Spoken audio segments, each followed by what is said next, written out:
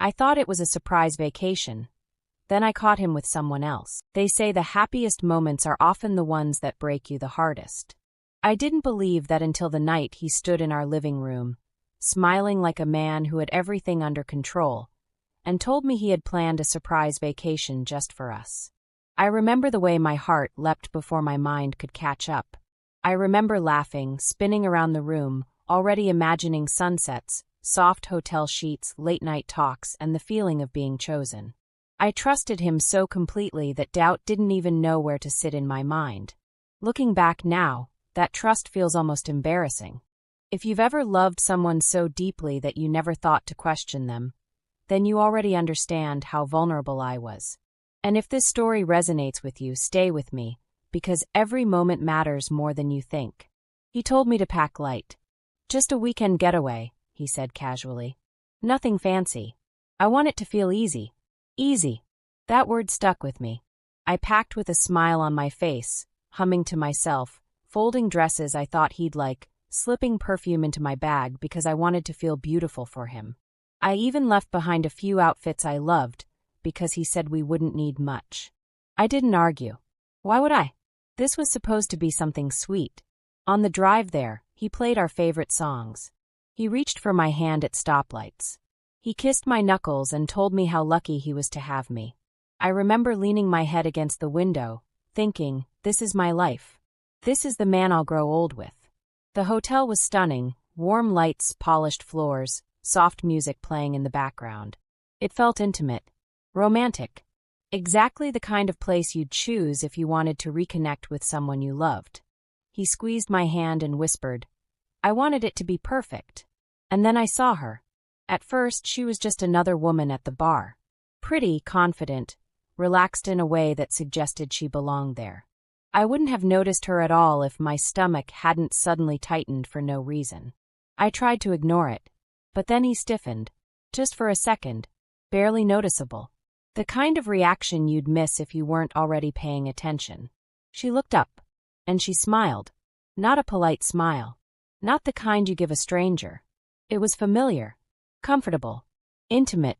I told myself I was imagining things. I squeezed his hand harder, grounding myself in the reality I wanted to believe. But when we walked past the bar, I saw it clearly. His eyes flickered to her. Her body turned slightly toward him, and there was something unspoken passing between them. Something that didn't include me. That night, he said he was tired and wanted to turn in early. I agreed, grateful for the excuse to escape the buzzing feeling in my chest. In the hotel room, I watched him move around like everything was normal, like nothing was wrong. I lay awake long after he fell asleep. My mind replayed the moment over and over again. The look, the smile, the way my body had reacted before my brain could catch up. I didn't want to be the kind of woman who accused without proof. I didn't want to ruin a good thing with paranoia. But something had shifted. The next morning, he suggested breakfast downstairs. I forced a smile and followed him, telling myself I was being ridiculous. Until we walked into the dining area, and there she was again. This time, she didn't pretend not to see him. She waved. My heart dropped into my stomach. He hesitated, just long enough for me to notice, and then waved back. Do you know her? I asked lightly, hating how tight my voice sounded. He didn't look at me. She's a friend. A friend. The word felt hollow. She came over like she belonged there. Like she had every right to approach the man standing beside me. She greeted him by name. Not formally. Not cautiously. She knew him. And worse, she knew me. Nice to finally meet you, she said, smiling at me in a way that made my skin crawl. Finally. I felt the room tilt. I don't remember what I said next. I don't remember how I smiled or nodded, or made it through breakfast. I only remember the way my chest hurt, like something was pressing down on it from the inside. Back in the room, I confronted him. What did she mean by finally? I asked, my hands shaking. He sighed like I was inconveniencing him. You're reading too much into it. That was the moment I realized something terrifying. He wasn't afraid. He wasn't apologetic. He wasn't scrambling for excuses. He thought he could talk his way out of this. The rest of that day passed in a blur. I watched him check his phone constantly. I noticed how often he disappeared to take a call. I noticed how she always seemed to be nearby, at the pool, in the lobby, laughing too loudly, existing too comfortably in the same space as us. That night, I followed him. I didn't plan to. I didn't want to be that woman. But when he said he was going out for a quick walk, my body moved before my mind could stop it. I stayed far enough back that he wouldn't notice me. I watched him turn the corner near the bar. And then I saw her step into his arms. Not hesitantly. Not awkwardly. Like this wasn't new. Like this wasn't wrong. I felt something inside me crack. I don't remember how long I stood there. I didn't sleep that night. I lay there staring at the ceiling, listening to the slow rhythm of his breathing beside me, wondering how someone could lie so easily and still sleep so peacefully. Every time he shifted in bed, my body tensed. Every time his arm brushed against mine, I felt sick. By morning, I wasn't even angry anymore. I was hollow. He woke up cheerful, stretching like a man who had nothing weighing on his conscience. He kissed my forehead and asked if I wanted to go down for coffee. I stared at him, trying to find the man I thought I loved in his face, but all I saw was a stranger wearing his skin. "I'm not feeling well," I said quietly. He nodded too easily. "I'll bring you something."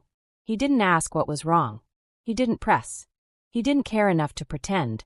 When the door closed behind him, I finally let myself cry. Not the quiet tears I'd been holding back, but the kind that shake your whole body, the kind that come from realizing your life isn't what you thought it was. I pressed my hand over my mouth so no one would hear me, ashamed of how completely I'd been fooled. I checked his phone. I know people argue about privacy. I know some say it's wrong. But when someone drags you into a lie this big, the truth becomes a form of survival. His phone was unlocked. And what I saw confirmed everything. Messages stretched back months. Laughing emojis. Late-night plans. Photos she had sent him, smiling selfies taken in places he told me he'd been alone. Voice notes filled with affection, familiarity, and inside jokes I'd never heard before. And then I saw it.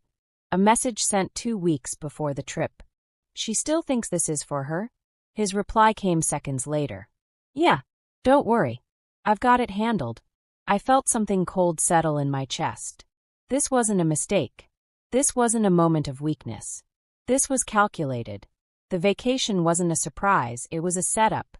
When he returned with coffee, I was sitting on the bed, phone in my hand. He froze when he saw his screen lit up in my grip. "What's that?" he asked, already knowing the answer. "You tell me," I said. For a moment he didn't speak.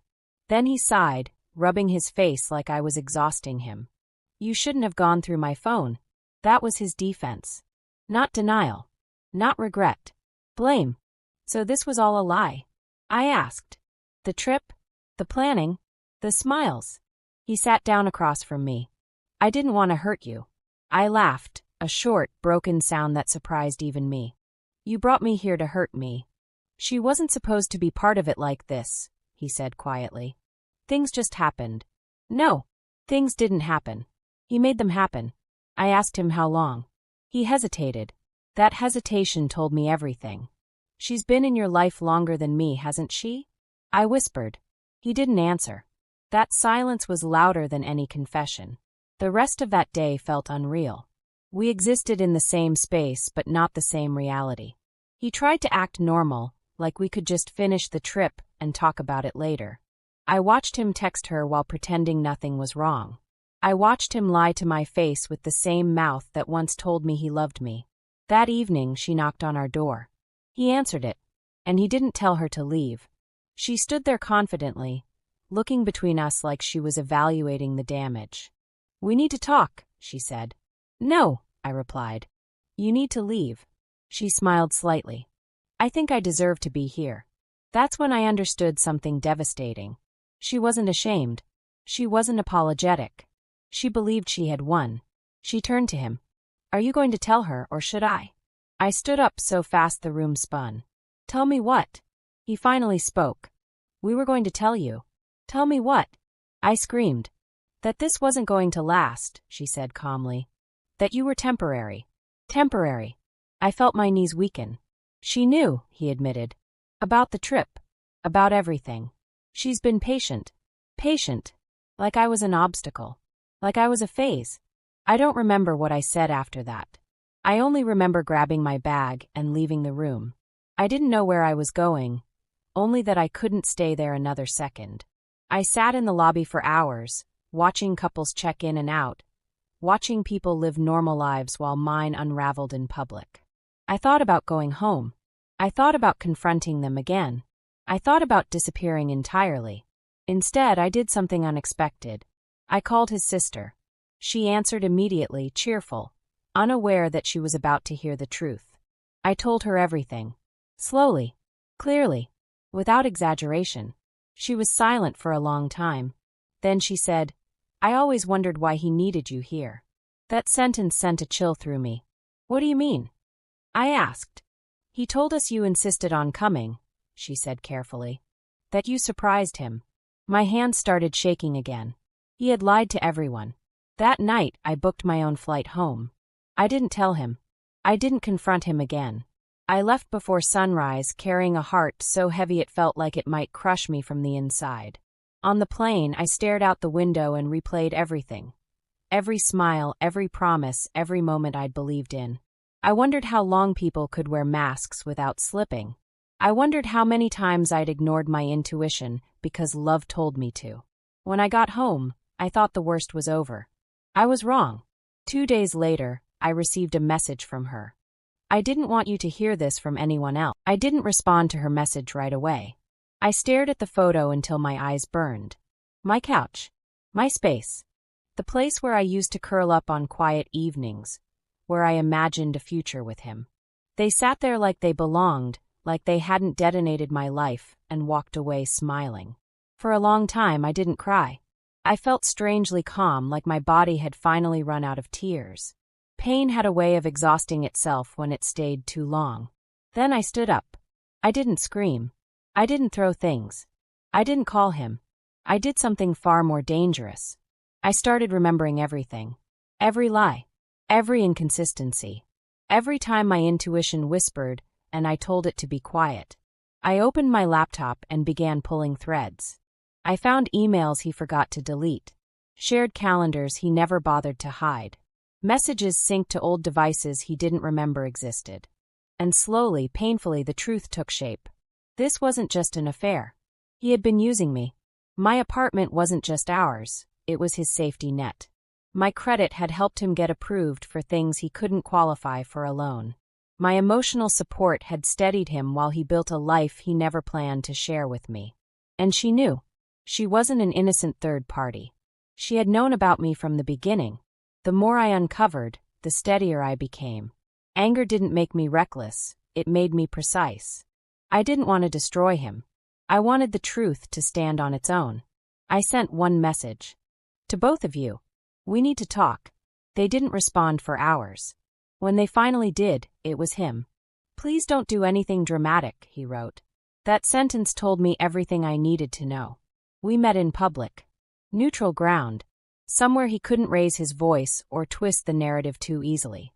She came too, sitting beside him like she belonged there, like she hadn't stepped into my life and set it on fire. They looked nervous. "Good. I know everything," I said calmly. "About the trip. About the lies. About the apartment. About how long this has been going on." He tried to interrupt me. I held up my hand. "I'm not here to argue. I'm here to clarify." I laid it all out. Not emotionally. Not dramatically. Just facts. Dates. Screenshots. Messages. His sister's words. His own. She shifted in her seat. He looked smaller with every sentence. When I finished, there was silence. Then she asked the question that still makes me laugh bitterly to this day. "So, what do you want?" I looked at her. "I want my life back." I stood up and slid a folder across the table. Inside were copies of everything. Lease documents. Financial records. Proof of shared property and shared responsibility. Things he had conveniently forgotten were tied to my name. "I've already spoken to a lawyer," I said. "You'll be moving out of my apartment by the end of the week. Any damage, missing items, or unpaid bills will be handled legally." He went pale. "You wouldn't," he said. I already did.